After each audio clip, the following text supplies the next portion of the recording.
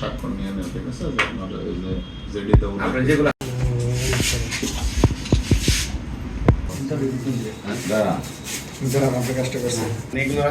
ওইটাও সুন্দর করে সাজায় রাখতে বুঝি। গতকালকে আমাদের থানায় আসেন এবং উনি একটি সাধারণ ডায়েরি করেন যে উনি গতকালকে সন্ধ্যার পর রিক্সা থেকে ওনার শ্বশুর বাড়ি থেকে ওনার নিজ বাড়িতে যাওয়ার সময় ভুলবশত একটি অটো রিক্সায় ওনার অন্যান্য জিনিসপত্রের সাথে প্রায় 8 ভরি স্বর্ণ সহ একটি সাইড ব্যাগ উনি ভুলবশত অটো রিক্সায় রেখে ওনার বাসায় চলে যান।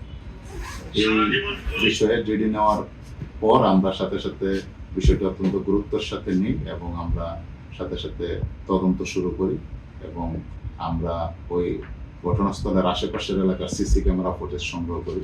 ফুটেজ সংগ্রহ করার মাধ্যমে আমরা ওই অটো যে চালক তার সম্পর্কে মোটামুটি একটি ধারণা নিই আমরা এবং শহরের বিভিন্ন অটো গ্যারেজগুলোতে আমরা তার বিষয়ে খোঁজ খবর নিই এবং একটা পর্যায়ে আমরা সেই সদর থানাধীন রঙের বাজার এলাকায় একটি গ্যারেজে যাওয়ার পর আমরা সেই অটো চালকের বিষয়ে তথ্য পাই এবং ওই রিক্সাটি ওই গ্যারেজের এবং ওই গ্যারেজের মালিক জানায় যে অটো চালকের বাসা তার বাসার পাশেই। তখন সে অটো চালককে খবর দিয়ে আনে এবং অটো চালকও স্বেচ্ছায় ব্যাগটি বের করে দেয় এবং সে ব্যাগটি যেভাবে রেখেছিল সেইভাবে রেখেছে। সে ব্যাগটি খুলেও দেখে নাই যে ব্যাগের ভিতরে কি ছিল।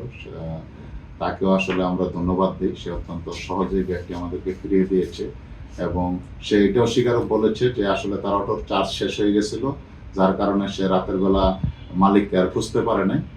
তারও ইচ্ছা ছিল যে দিনের বেলা সে হয়তো আমরা যদি না যেতাম তাহলে হয়তো সে মালিককে ব্যাগটা ফেরত দেওয়ার জন্য সে দিনের বেলা খোঁজ খবর করত।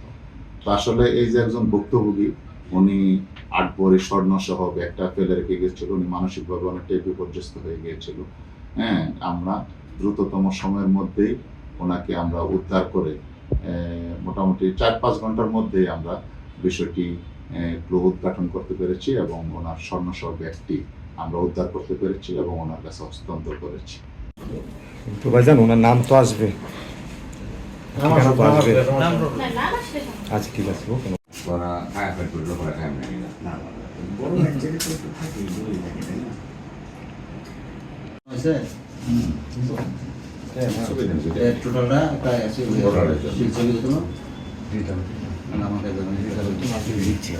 সাংবাদিক সাহেবরা বললো কেমন করলে সুন্দর হইব তারা